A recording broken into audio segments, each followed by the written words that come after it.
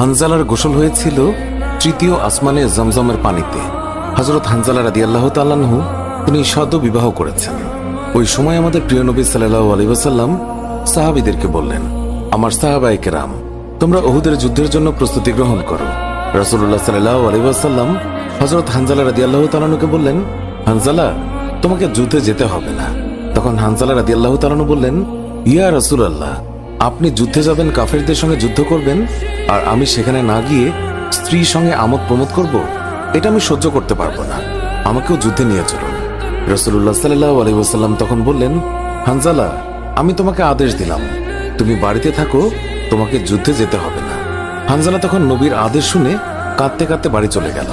আমাদের প্রিয় নবী সাল্লাল্লাহু আলাইহি ওয়াসাল্লাম সাহাবীদেরকে নিয়ে যুদ্ধে চলে গেছেন। এদিকে সাহাবী হানজালা তার স্ত্রীর সঙ্গে রাত কাটানোর পর তার উপর গোসল ফরজ হয়ে গিয়েছে, তাই সে গোসল করতে গেছেন, পানি নিয়ে দাঁড়িয়েও গেছেন। এই সময় মদিনার গলি থেকে কেউ একজন চিৎকার করে বলছিলেন, মদিনার মুসলমানরা, তোমরা কার জন্য জীবিত থাকবে?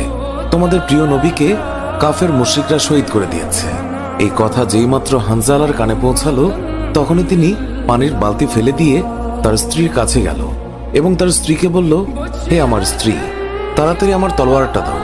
যে কাপুরুষরা আমার নবীকে শহীদ করেছে, যে কাফেররা বিশ্বনবী হযরত মুহাম্মদ সাল্লাল্লাহু আলাইহি ওয়াসাল্লামকে হত্যা করেছে, আমি তাদেরকে ছাড়ব না। আজ হয় তারা মরবে, না হয় আমি মরব। যেই দুনিয়ায় নবী নেই, সেই দুনিয়ায় আমি বাঁচতে চাই না। দাও, আমার তলোয়ারটা দাও। তখন হানজালার স্ত্রী বললেন, আপনি আমার নবীর হত্যাকারীকে হত্যা করতে যাচ্ছেন? যান, আমি বাধা দেব না, আমার বাধা দেওয়ার অধিকার নেই। তবে আপনি দয়া করে গোসল করে পবিত্র হয়ে যান, কেননা আপনার উপর গোসল ফরজ হয়ে গিয়েছে। এছাড়াও আপনি যদি উহুদের ময়দানে শহীদ হয়েও যান, আমি কোনো দুঃখ করব না। উত্তরে হানজালা বললেন, না, যদি আমি গোসল করতে চাই, তবে আমার নবীর হত্যাকারীরা কিছু সময়ের জন্য হলেও বেঁচে থাকবে, এটা আমি হতে দিতে পারি না। আমার যেই দুনিয়ায় আমার নবী বেঁচে নেই, ওই দুনিয়ার পানি দিয়ে আমি গোসল করতে পারি না। এই বলে তিনি তলোয়ার নিয়ে চলে গেলেন। উহুদের ময়দানে তিনি অনেক কাফেরকে হত্যা করলেন। একসময় যুদ্ধ করতে করতে তিনি শহীদ হয়ে গেলেন।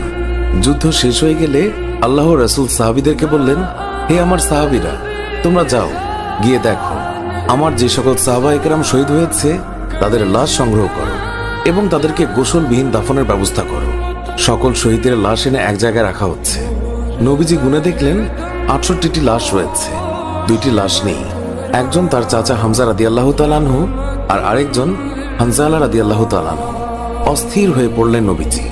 সব সাহাবাদের পাঠালেন লাশ খোঁজার জন্য। হঠাৎ বোরখা পরা এক মহিলা এসে দাঁড়ালেন নবীজির কাছে।